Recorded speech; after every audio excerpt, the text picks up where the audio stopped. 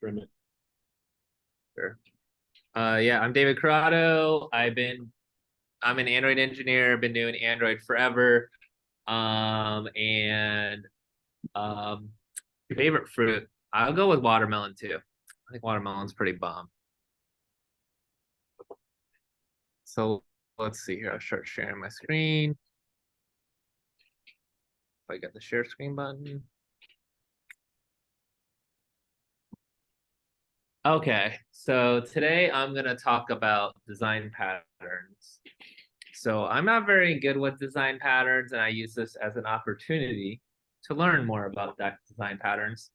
And I'm gonna they're kind of a basic thing that you should do with engineering. And I think a lot of people probably accidentally do design patterns and don't understand that they're doing design patterns. But I also use the chat GPT to generate a lot of this stuff. So I'm gonna read it um, and I'm also hopefully at the end gonna spend some time explaining how I generated some of this code through chat GPT, which is pretty interesting. But design patterns are reusable, proven solutions to common problems that software developers encounter during the design and implementation of software systems. These patterns provide a structured and organized way to solve specific design and architectural challenges, make it easier to create maintainable, scalable, and understandable software. So a lot of people, when they think of design patterns, a long time ago, I don't know, 10, 20 years ago, there was a group of four engineers created a book that kind of defined these design patterns. So they really don't change. People can add design patterns, but when people think of design patterns, crazy enough, they almost all are from this book. I think it's like over 20 design patterns. I'm only going to go through 6 of them. And there's also categories. I think that's what the next slide is. Okay. No, it's not the next slide, but there's categories which I'll go into of the different design patterns.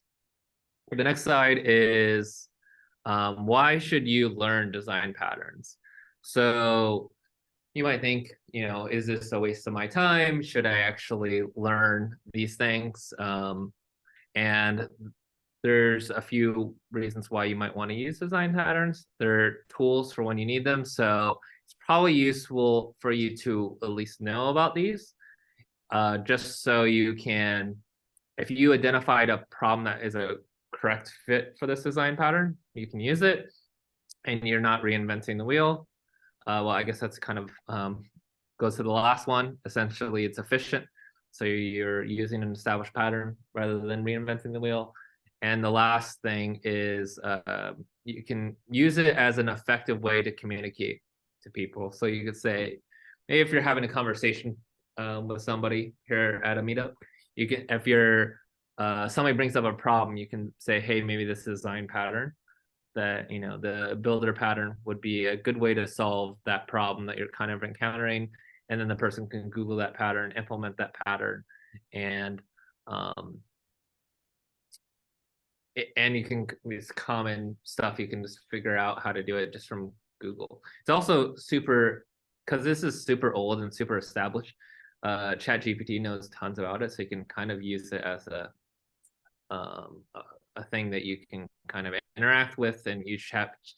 I use chat GPT to like kind of learn about the pattern and also write code about the pattern. And if you see code, it helps you understand a pattern a little bit better. So that's something that I use a lot and trying to understand this stuff. So there's 3 categories of the design patterns. One is creational, one is behavioral, and another one is structural. I'm gonna break down what each one of those are when we get to the category. So creational is a design pattern that focuses on how you create an object, essentially. And some examples of this are like, how do you create a unique chair? Another one is making copies of an object, or you can it's just a way to, it's essentially an effective tool to create objects, or a way to create objects that is kind of solves a lot of problems. So the first creational design pattern that I'm going to go through is a singleton.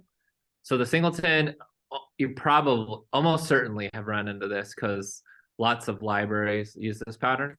It's a creational design pattern that ensures that you only have one instance of a class.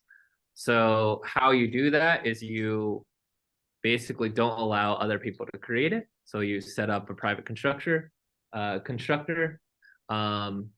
and some of the rules of what makes a singleton is that it's global. So essentially, this kind of picture over here kind of shows you a diagram that from one of the references that I'll show you at the end, that essentially anybody can access this thing. It's kind of like a global thing and can access it without using DEI, and it's kind of magical. But what makes a singleton is that you can only instantiate it once. The important thing is, because you can only instantiate it once, make sure that you keep it thread safe when you create it, so it does not accidentally create multiple instances. It exists for the lifetime of the application. So generally, for the most part, most languages, at least Swift and Kotlin, when you create a singleton, it's lazy. So it does not actually get instantiated until you try to access it. And then when you access it, it just exists for the lifetime of the application. It doesn't ever get destroyed. Some examples of this that you would probably have seen, or a good use cases of this, is logging. So if you want to log something to the log, or track analytics, or have a configuration for your whole entire application, you can define this as a singleton, which will be something that you can kind of access anywhere. So sometimes the best practice in general is to actually not use a singleton, which I think I'll get to a little later, which is kind of using dependency injection to create your objects, which you can kind of create them as a semi-singleton, but it doesn't follow the exact singleton rules. But you'll have a single instance of it, and it kind of will be global, but it is testable. So like the advantage of using a singleton though is like you can do logging like literally anywhere without doing any DI stuff, or it could do analytics. So currently in my app at my work, we use analytics for a singleton for analytics. So you can kind of like log, you can log like analytics events. And then, for example, we use Compose. So directly inside of Composable, sometimes we log analytics events, which Compose doesn't kind of necessarily lend itself very easily for DI unless you want to pass that through the chain multiple times, which is kind of painful. So anything you want to kind of make globally accessible, you'll make it as a singleton. So some examples that I found in Swift that are singletons are user defaults, which is the equivalent of that in Android is shared preferences. So you access user defaults.standard, which is a singleton. Then a URL session in Swift .shared. So that's for like doing network requests. In Kotlin, some examples are timber.e, which is a popular logging library. So you can, that's a singleton. Firebase crash, if you want to log a non-fatal, firebase.crashlytics.recordException will be a way you can log a non-fatal. And the great thing about that is you don't have to pass around this Firebase object. You can kind of just record that and not have to work with the DI chain. So there is use cases here, but you definitely, it definitely can be used badly. So it's something you want to be careful of. So here's an example of creating a singleton in Kotlin manually. So most languages, this would be the older way to do things. And there's also sometimes where doing it this way is you need to do it this way. But essentially, this is the manual way to do a singleton. So I think it's useful for you to understand the manual way, because doing it the Kotlin or Swift way directly. This looks so concise and you don't understand how it works under the hood. But the important thing here is let's start with how you use it. So you call singleton.getInstance a get value. That's how you do it. So singleton is the name of the class. And because get instance is the side of this companion object, it's static, which means you can just directly access it without creating the singleton. And then the singleton class is actually returns the instance of the singleton. If it doesn't exist, it actually will create it and then put it inside the instance object. So then we can, every single time we call this get instance, it would reuse this. And the synchronized code right here essentially makes it thread safe. So you don't really, and this volatile annotation here makes it thread safe as well. So if you're trying to get this value from here, you do singleton.getInstance.getValue. And this is a way to manually do this. So this is, you can do it manually like this in basically any language, but in more modern languages, there's better ways to do it that you don't have all this crazy code. Also, feel free to interrupt me if anybody has questions. So this is the singleton the Kotlin way. Essentially, the main thing to focus on is at the top left. This is a class in Kotlin. If you define it as an object, it basically makes it a singleton automatically and kind of is thread safe. It's lazy, so the singleton doesn't get created until the first time you call this class, and then it gets to get, and then you can get the value. Much more concise way to do that. And the Swift way is very similar. So you define a class, what's your singleton, you do a static let shared, and define singleton here. You make the important rule to define a singleton in any languages is make it so you can't manually create it. So how you do that in Swift is doing a private init, which makes it so you can't manually create this object. So the only way to use this object is singleton.share.getValue. Also, Zach, if you find my Swift sucky, feel free to correct anything in here.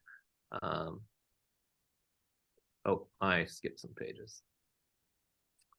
But yeah, that is the singleton pattern. So, so singleton, the pros and cons. So the great thing about it is it's easily accessible. You can literally just have some code like this, singleton.shared, access that anywhere. You don't need to pass that in the constructor or the function arguments, just kind of use this globally. You have a consistent state because you make sure this is thread safe. So any kind of accessing of the singleton is accessible anywhere. Not recreating this. You can like potentially manually have created this singleton everywhere. And let's say this is a hard-coded value. You could have potentially done it without a singleton, but the benefit here is that you don't have to create the object multiple times, which is fairly obvious. The difficult things here is that it's difficult to test because your implementation here that you're implementing inside your singleton is going to have to be, if anything fails there because of unit testing, like maybe if you're using an Android dependency, it makes it more difficult to test. Also, you can't swap up the implementation as easily. Also, it's also not a very good idea to use global state unless you have to, or there's a use case for it. So you're forced to use a global state here. So this singleton is accessible anywhere in the entire application. You have no control over it. And then also it violates the single responsibility principle because essentially you have this class that you can't, that maybe does logging, that you are using that in another class and you can't override it. So technically your function or whatever is doing more than one thing, which is technically frowned upon, but personally I don't care about that too much, but that's kind of a bad practice. Any questions on singleton? Everybody good there? So I'm gonna go on the next pattern. So next pattern I'm gonna talk about is another creational pattern called the builder pattern. So the builder pattern is a creational design pattern that allows you to construct objects step by step. So so like here's a photo example of that. So you want to think about it like you are trying to create a robot here, and you can kind of do it step by step rather than like right here, this example of a house, you're actually creating it all at once.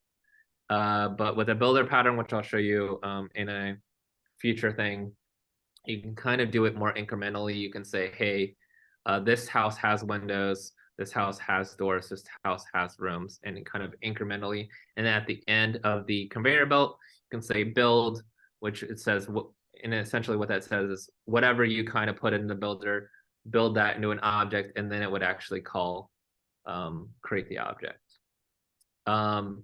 So what this does is solve problems like if you have a class that has multiple constructors because you have different use cases, it avoids that.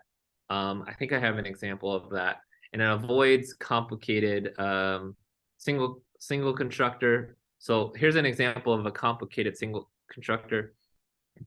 If you're trying to create a house in this situation, you literally need to say, hey, this house has 4 windows, 2 doors, 4 rooms, has a garage, and I don't know what the rest is. It does not have a swimming pool, does not have statues, does not have gardens. So you have to pass no, no, no, no. And it's kind of like overly complicated to create a house. And it would be better if you could do that more incrementally, just like saying, hey, this house has 4 windows, 2 doors, has a garage, and then that's all you need to do when you define it, rather than this complicated, super complicated constructor. So here is an example of doing a builder with Kotlin. So this is actually the class details is inside of here, which is the bread, condiments, meat, and fish. So you're trying to create a food order here. Here's an example of you creating a food order. This is an example of you using this class up here. So let's focus on this just because it's more easier to read. So you do food order.builder, which basically creates a builder. And you can see all these have default parameters here. So it's gonna create a builder. And if you built it immediately, bread would be null, condiments would be null, meat would be null, and fish would be null. But then what we're doing is we're saying bread is white bread. So it's replacing null with white bread. So we're replacing meat with bacon.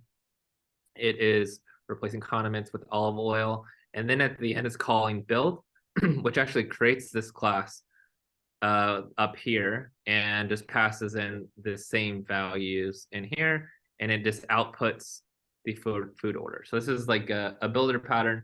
There's kind of many more clear examples. If you use libraries, this is pretty popular to do something like this. Let me see here.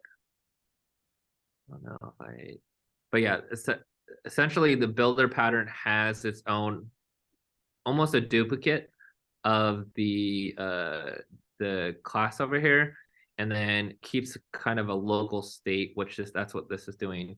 And whenever you assign for example, when we assign a bread in here, it passes the bread into the function. This apply function essentially updates the bread here with the bread we pass in, and it just kind of repeatedly do that. And then at the end, when you want to get your food order out, you just do a build, which assembles everything. That's how you do it in Kotlin. Actually, builder is not super recommended in Kotlin if you have the option to do it another way. So the other way is Kotlin has this concept of default values and name parameters.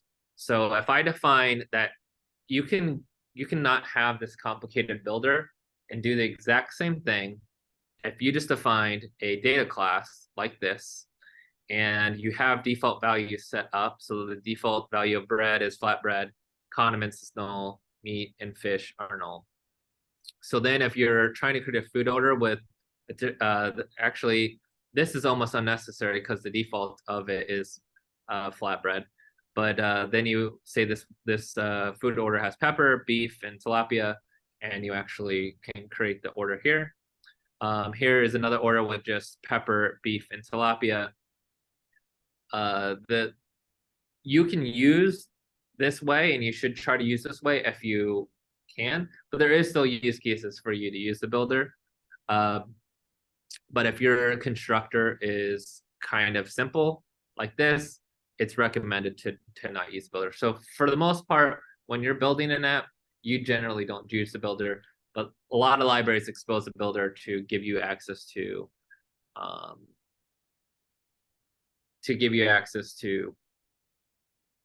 create complex objects that maybe there's a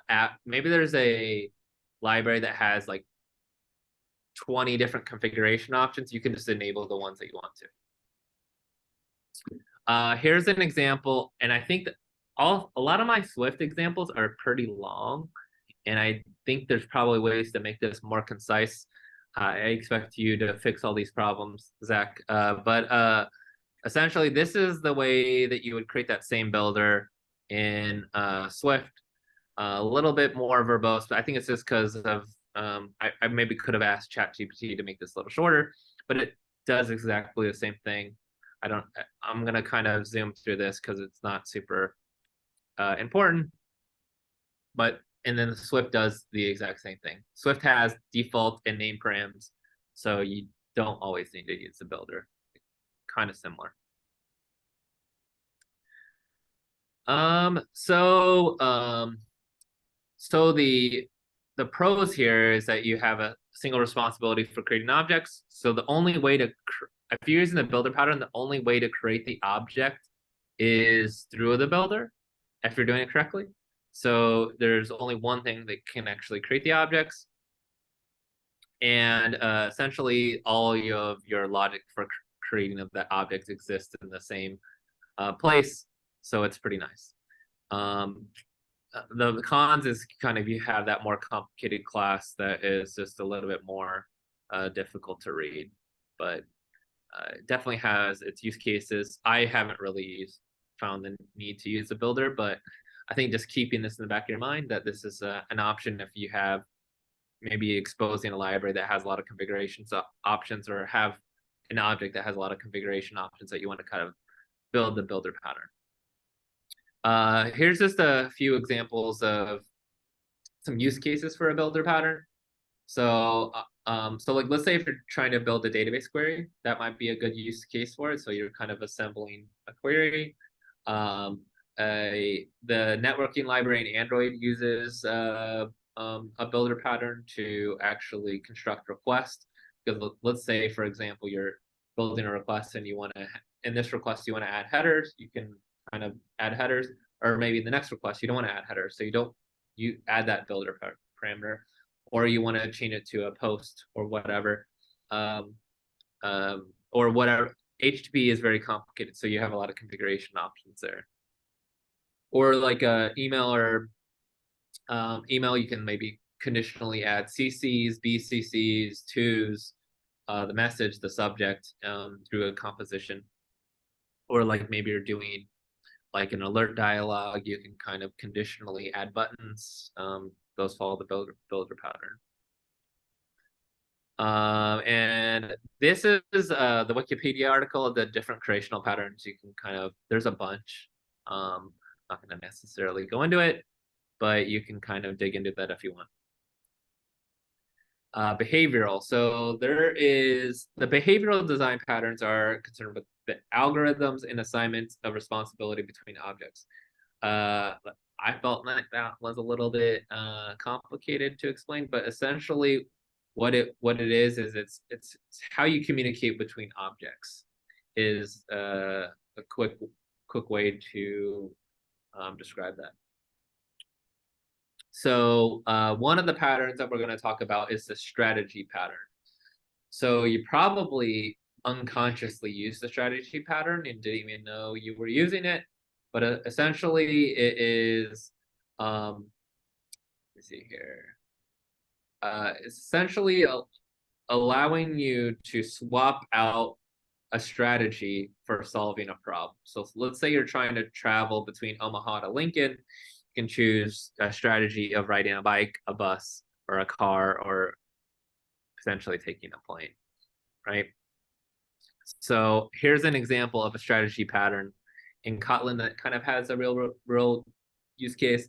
Is, let's say you're trying to do an input validation. Your strategy here is an email validation. So you're trying to validate whether the email is valid. So here is the use of it. So you're saying, hey, I want to create an email validator. I have this generic input validator where I could kind of swap out the strategy. The strategy I'm doing is an email validation. So then you can get the email, you can validate whether the email is valid or not, and you can kind of add a ton of different strategies, and the access to those validators is generic. So like maybe you want to have an array of validators, or that you can kind of execute as something, or maybe you don't even know, like maybe you don't even know, you get a whole bunch of input from the server, so maybe you don't know exactly what validators, and then the server maybe tells you what validators to run off of something. Like this could get fairly complicated, but this is like a strategy you probably used and didn't even know about it. Here's the same exact example in Swift. Nothing really different here. Another pattern that we can talk that is a behavioral pattern is the chain responsibility. An example that uses this is like OKHTTP interceptors, which I'll kind of dig into that a little bit. But essentially, it's a pattern that allows you to pass a request along a chain of handlers. And upon receiving the request, each handler decides whether to process the request or pass it to the next handler in the chain. So if you think about how OKHTTP interceptors work, which are essentially what those things are things that you insert into. So OKHTTP is the network library used in Android, and an interceptor is something that you can put in the chain of the request to say maybe you want to do you want to append authentication headers. You can conditionally add authentication headers if it makes sense for that request, or maybe you can insert in like accept headers for like an image, or you can just kind of generically add headers to every single request. Let's say the server always wants to know the app version or the OS that you're on. You can kind of add that as an interceptor. So I can give you an example. So you have a request that comes in and you have a list of interceptors. At my work, we have an interceptor for adding device information. So we kind of append a device information, and we don't actually process the request. We just pass it to the next handler. So we just add some headers, pass to the next header, and then we have an auth interceptor. So what we do is we append the auth headers and we pass it on to the next handler. And we also have a we probably have more interceptors. I just don't remember off the top of my head. But that's kind of and they actually call them a chain inside of OKHTTP. So, you're indirectly using that if you're using interceptors that you didn't even know. But here's an example of how to handle a chain in Kotlin. I kind of try to model this to be kind of like how OKHTTP does it. So essentially, here's the use of it. So you get a list of handlers, which would be like a list of interceptors. And then what you do is you set up the next handler. So this first handler, you're going to basically tell it to point to this next handler. And that's kind of what this chaining is doing. So then essentially, after you do that, your handlers, you can just tell it to go to the first handler, which is this one, and you tell it to handle the request. And then what it's going to do is it's going to actually handle the request. Maybe you can append headers in here. And then it's going to say, hey, next handler, go to the next thing. If this was null, like in this case, the last case was null, it would stop trying to pass it down the chain. But this is an example of a chain of responsibilities where you can kind of have things modify things or just handle the request. Because an interceptor, you could actually literally handle the request until it stopped continuing down the chain. So you can kind of do what you want to do here. This is the same exact example in Swift. So yeah, there's tons of behavioral patterns. So feel free to dig in if you want. I just kind of focused on a couple that I thought were pretty popular. Next design pattern is structural. So this explains how to assemble objects and define structure. So it's kind of more nesting in the abstract classes and building a nested structure. So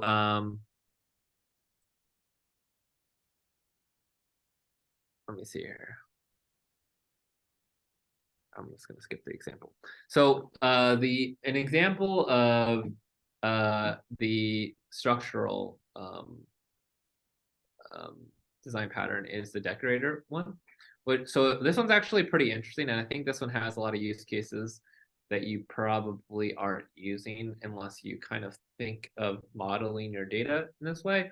So it essentially allows you to attach new behaviors to an object by placing the object inside a wrapper.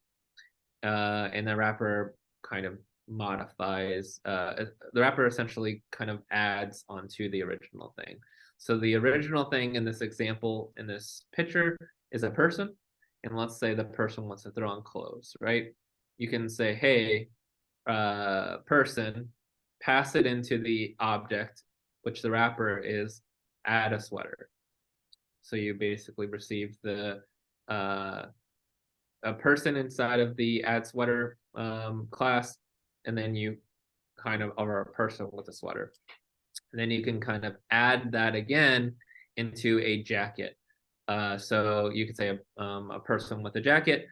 So then essentially you have a person wrapped with a person with a sweater, and then wrapped inside of that you have a person with a jacket, and then you have a sweater and a jacket. So it allows you to kind of add on to the original class without modifying the original class. So here is an example of the decorator pattern in Kotlin. I tried to have like a semi-realistic use case here. So let's actually do the one in Swift. Let me see here, just to start showing off Swift here. So this is the line that actually implements all this stuff that's above here. So we'll just focus on the implementation, the actual use of it, because it kind of makes it a little bit more clear. So let's say you're trying to create a coffee object, and you just want to create a simple coffee object. So what this will do is return to you a simple coffee object, which is a simple coffee object. If you look at the implementation of the simple coffee object, cost 1. And the description for that is simple coffee. So if you did coffee.cost, you would get 1. If you did coffee.description, you would get simple coffee. Okay. But then if we start using decorators, let's say we wanted to have the simple coffee, but we wanted milk and sugar. So we'd wrap it with the 2 decorators. So you would start off by having the simple coffee, which the cost is 1. And then you would add the milk decorator. The milk decorator is going to say, hey, add 0.5 to this. So the cost of this milk plus coffee is 1.5. And essentially this appends to the description of the word milk. So it'd be simple coffee, comma milk. So then you append sugar around it because you want to add sugar to that. So you add the sugar decorator that adds 0.2. So it'd be 1.5 plus 2, so 1.7 for the cost. If you did .cost for this whole coffee with milk and sugar, if you did coffee with milk and sugar and got the description, it would be simple coffee, milk, and then it would be sugar at the end. So it's kind of an interesting way to think about it, rather than potentially you could have modified coffee to support milk and sugar, but this is a different way to solve the problem, which involves not modifying coffee and keeping coffee simple. And then when you want to make it more complicated, you kind of add decorators. And this is the example in Kotlin, pretty simple. So the next example that I'm going to go through is the adapter pattern, which is essentially it allows you, it's kind of what you think of when you think of the word adapter. So it allows an object with an incompatible interface to collaborate, which is a very technical way to say, essentially, a very common use case for that is, like, let's say you have an iPhone that is, I don't know, whatever kind of connector the iPhone uses nowadays, and you want to port that to USB-C. You probably buy an adapter that converts from the iPhone cord to USB-C so you can plug it into a USB-C outlet. So this diagram off the bottom left is a good example. Let's say you receive stock data from somebody that is an XML, and you have an application, and your application's job is to update this analytics library, but this analytics library is written in JSON. So you can write an adapter that receives the XML, passes it to the XML to a JSON adapter, which receives XML and outputs JSON. So that's just a pattern. You'll find this used in OKHP. Lots of design patterns are implemented in OKHP because it's really complicated. So here is an example of a Kotlin adapter. So it's like the ChatGPT generated this. It's kind of interesting. So it's like, how do you fit? I assume somebody created this example and ChatGPT copied it. But how do you fit a round peg into a square hole? It's possible with this adapter. So essentially, we'll focus down here. So this is the actual like usages of these classes above. So what we're doing is we're creating a round hole, which is 5.0, and then a round peg, which is 4.0. We will check whether we can fit the round hole fits a round peg, because obviously round and round are compatible. But now we have a square peg. A square peg isn't really compatible with a round hole. So what you need to do is have a square peg adapter, and then essentially the square peg adapter converts the square peg to a round peg, and then you can actually check if the round hole fits the square peg, because a square peg, if it's small enough, will fit into the round hole. So that's what this kind of demo describes. So the main thing that makes it an adapter is that you are making a square peg compatible with a round peg by converting it to a round peg, so it can do the calculation to figure out whether it fits. Here's the same example in Swift. And those are all the structural patterns. There's tons. Like the creational, there's probably like, I don't know, 5 or 6, but structural and behavioral, there's a bunch. So it's definitely useful to at least be aware of these things. I don't think you'll find the use cases for it very often, but maybe I'm just becoming more and more aware of these patterns. So I think maybe if you have these in the back of your mind, maybe instead of reinventing the wheel, you'll use established patterns and it'll be better for you. But anyways, so there's criticisms of using design patterns, because just because design patterns exist doesn't mean you should use them all the time. So there's talks that design patterns are needed because the programming language does not support these features easily. So I hear some people talk that if you use functional programming, you don't necessarily need to use design patterns much, because functional programming doesn't have these problems. I'm not aware of whether that's true or not, because I don't really do functional programming. But also, as languages evolve, some of these design patterns or solve problems that you don't actually need to use the patterns. For example, the builder pattern is not as useful now because you can do name params and default parameters. And also, yeah, you can kind of, I think some of the design patterns, I didn't like, there's a observer design pattern, which essentially is, there's an RX Java way to do observing. There's a coroutine ways of doing observing. Now it's like a language construct that you don't really need to implement it yourself, like the library implemented it. So you just kind of use the programming language to implement the data structure. Also, just because you know the design pattern doesn't mean you should use the design pattern. So sometimes some people feel the need to just use a design pattern and try to fit, a square peg into a round hole. That doesn't actually make sense. So you need to make sure that the use case that you have for it actually works, and you're not just making stuff overly complicated to impress people. And then also sometimes the design pattern and the rules of the design pattern are following it as a rule of law that you're not allowed to go outside of it is not a good thing. So sometimes it's okay to adjust the pattern for your use case. For example, let's say maybe the builder pattern, you can never create that outside the builder pattern. Maybe you have a use case that it makes sense to sometimes manually create it, sometimes manually use a builder pattern. So the dogma doesn't need to be a rule that you have to follow. And here is some of my references. And yeah, that's essentially what slides. Does anybody have any questions? I can also as well maybe go through how I use ChatGPT to generate some of this code, which I think is kind of cool. Anybody have any questions?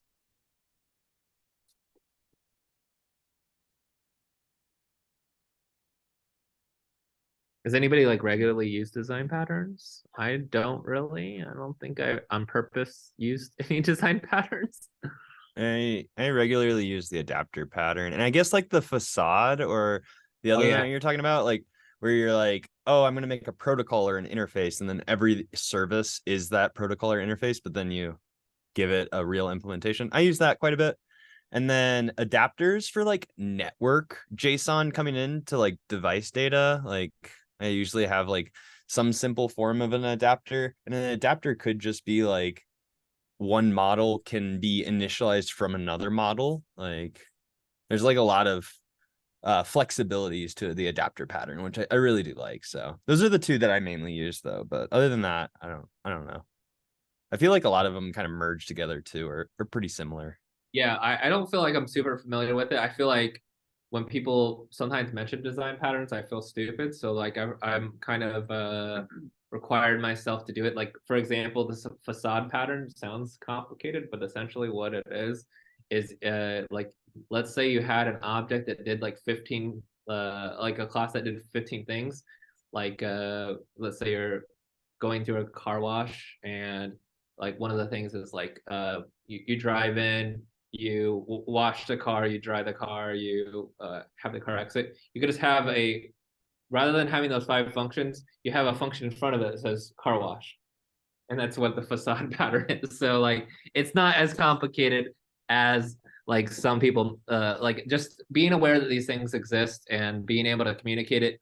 Like if somebody says the word facade where you're not completely confused is a good thing. And maybe if a person is not familiar with design patterns, maybe use words that's more appropriate, that's in generic as well. And I think kind of what you're ending there is how design patterns are mainly brought up in like a kind of a work sense is like I've never had anyone being like, oh, this is the design pattern. It's just this is how we do it. And it's like nobody talks about the actual name of the design pattern that you're following. It's just this is how we do it. So it's also kind of confusing. You naturally fall into these design patterns by trial and error, right? Like, yeah, I think we all use singleton probably quite often and everything because dependency injection is very nice with singleton where you use that, or like the saw kind of thing where you created a class like I don't want to scroll through all these different functions on here, so I'm just gonna abstract out that. They're good to know, like, and have a term for it, but instead of you just saying, like, when you're explaining your code, you're like, yeah, it's just 3 different levels of this, that, and the other. So, you know, for design patterns, like I've seen a lot of, you know, like you just said, you know, whatever pattern they're using, whoever has it uses a good design pattern, especially across like a team. Well, I see a lot of good unit tests, right? Because they're a lot of it built from scratch. The part where I see where like some of these design patterns where I've seen like just uplifts everything is a code base. Someone isn't like they went, oh, I'm gonna do a builder pattern or something in the middle of it, right? Even though there may be a common structure that everyone followed, but someone just went, I'm gonna do it myself. Then he kind of inject it, and then the next person goes, I don't like that, so I'm gonna build on top of that or over that. And that's what I've seen kind of in like just a lot of different little corporate apps. When you inherit or something, you go, oh, and then you start doing whatever you want to it, and you start going off of whatever pattern that was, right? And so now but it doesn't really have a lot of unit tests. But a lot of times when I've seen a good app that has unit tests, they started with, you know, some type of, you know, solid principle. Everyone used like a facade pattern or something like that, and people just come on. That's kind of where I've seen it in the corporate world. A lot of different apps and languages. Then I also see a lot of people just make it up, right? Just yeah, we have this pattern and they're all over the place. Yeah, I sometimes see people use like the factory pattern, and then I'm like, I'm not super familiar with the factory pattern. I'm like, that doesn't look too different than like anything else. I like it just looks like or you see classes in factory, and I'm like, I don't know the difference between like what this is and versus what I would actually just like do common sense wise.